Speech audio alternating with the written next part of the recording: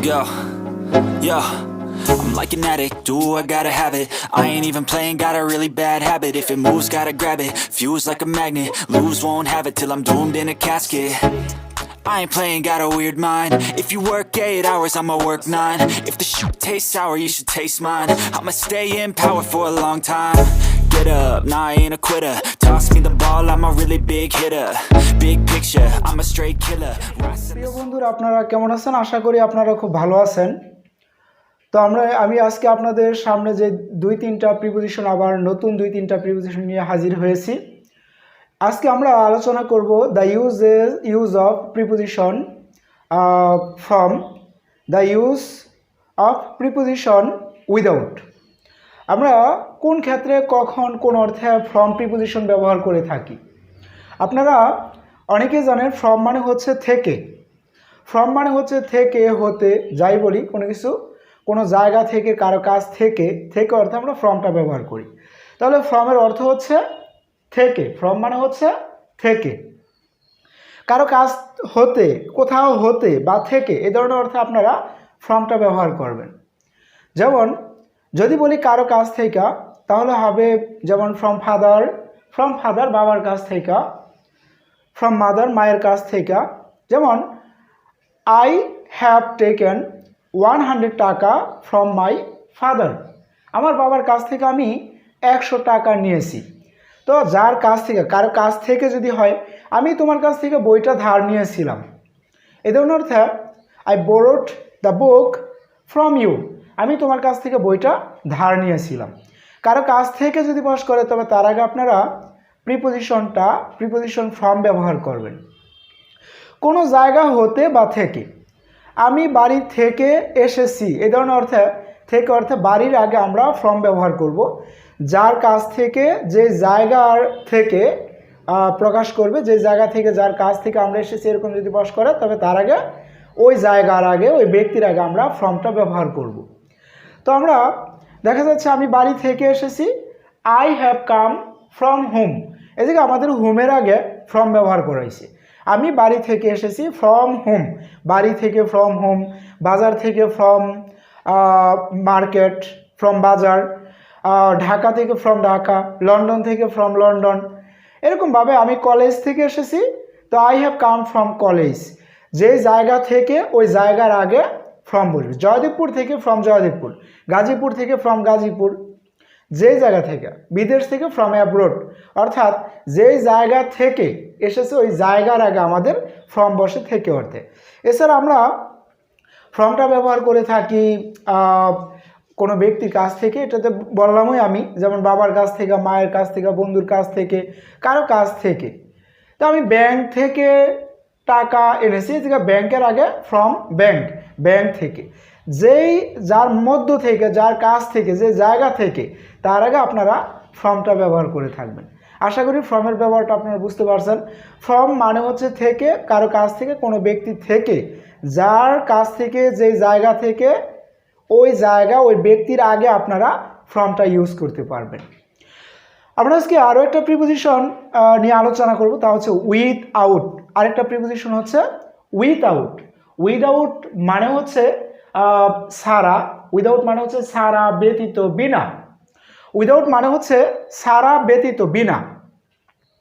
আপনারা উইথআউটটা কোনো কিছু ছাড়া, কাউকে ছাড়া, যা ব্যতীত, যা বিনা, তার আগে আপনারা উইথআউট ব্যবহার করবেন।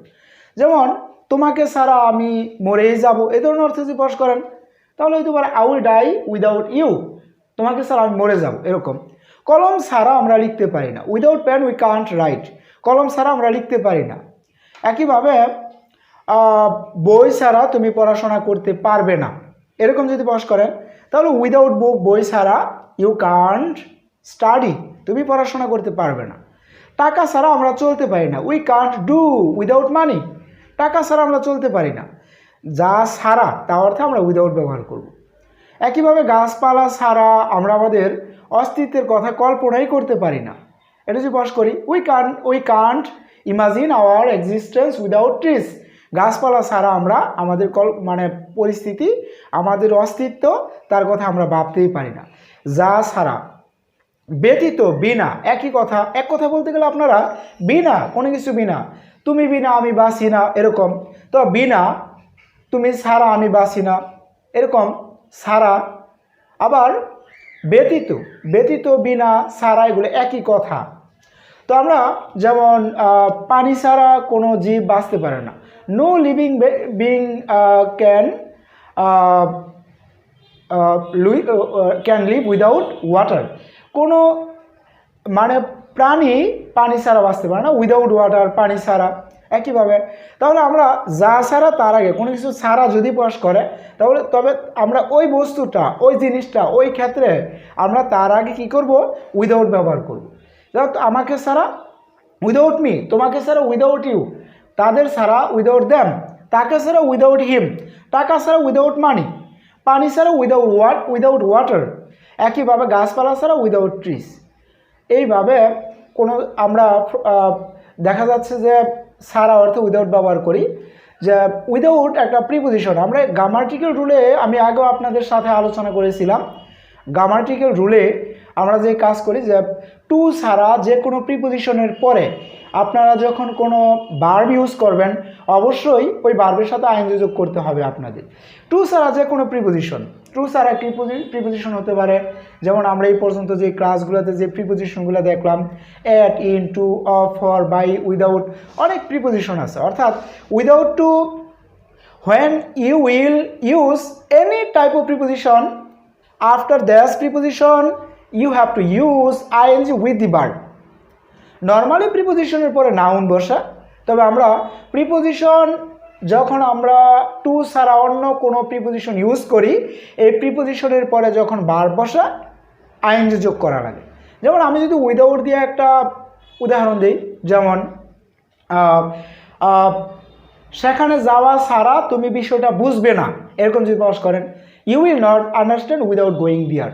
উইদাউট গোয়িং দেয়ার সেখানে যাওয়া ছাড়া, বই পড়া ছাড়া তুমি পাস করতে পারবে না, এই ধরনের যদি পাস করেন তাহলে উইদাউট রিডিং বুক, বই পড়া ছাড়া ইউ কান্ট পাস, তুমি পাস করতে পারবে না। একইভাবে আপনারা অনেক ধরনের ভার্ব, যেই ভার্বই ব্যবহার করেন প্রিপোজিশনের পরে আইএনজি যোগ করতে হবে। উইদাউট যেহেতু একটা প্রিপোজিশন, উইদাউটের পরেও আপনারা যখন ভার্ব ব্যবহার করবেন আইএনজি যোগ করতে হবে। Without washing hands, without washing, wash করা ছাড়া, হাত ধোয়া ছাড়া আমাদের খাবার খাওয়া উচিত না। উইদাউট রিডিং বুক, বই পড়া ছাড়া। উইদাউট রাইটিং মাছ, অধিক পরিমাণে লেখা ছাড়া। উইদাউট গোয়িং দেয়ার, সেখানে যাওয়া ছাড়া। উইদাউট প্লেয়িং ফুটবল, ফুটবল খেলা ছাড়া। উইদাউট ভিজিটিং দ্য প্লেস, জায়গাটা পরিদর্শন করা ছাড়া। Without learning English you can't adjust yourself with the modern world.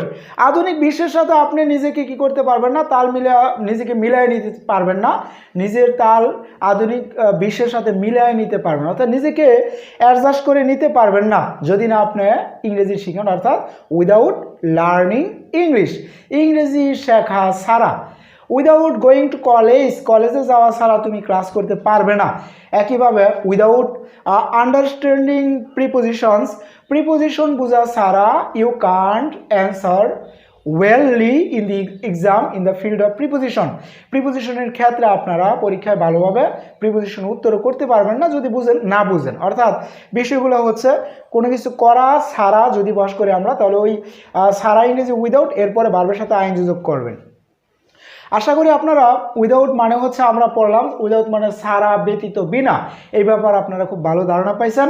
Are from মানে থেকে বা হতে, যার কাছ থেকে, যার মানে কোনো জায়গা হতে বা থেকে এরকম বস করবেন, ওই সময় আপনারা ফ্রমটা ব্যবহার করবেন। তাহলে ফ্রম মানে হতে বা থেকে, আর উইদাউট আমরা পড়লাম ছাড়া, ব্যতীত, বিনা, এই তিনটা অর্থ পড়লাম।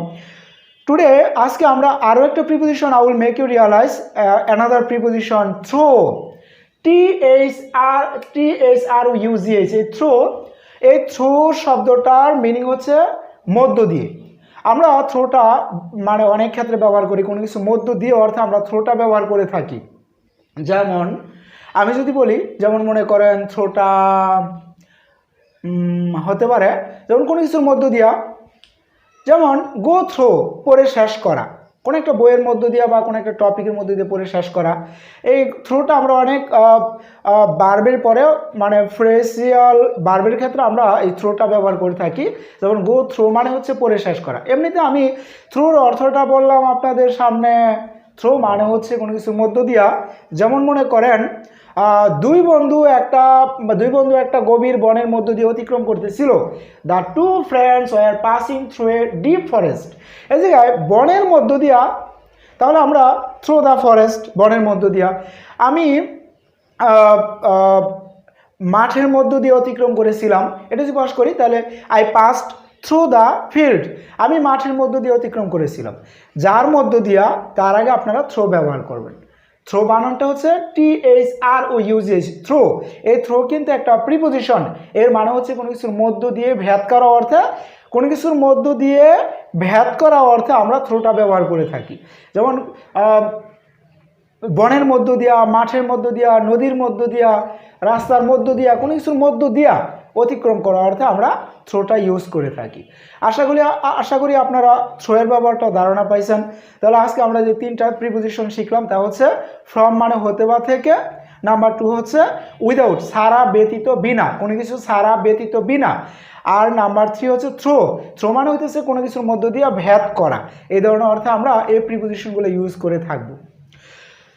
আশা করি আপনারা আমার এই লেকচারটা বুঝতে পেরেছেন। If the video is useful to you, please subscribe, like, share and comment. সেই পর্যন্ত ভালো থাকবেন। Next I've seen a lot of change, been through a lot of pain. Some things are not the same as they were a year ago, but all will be okay. I move on each and every day,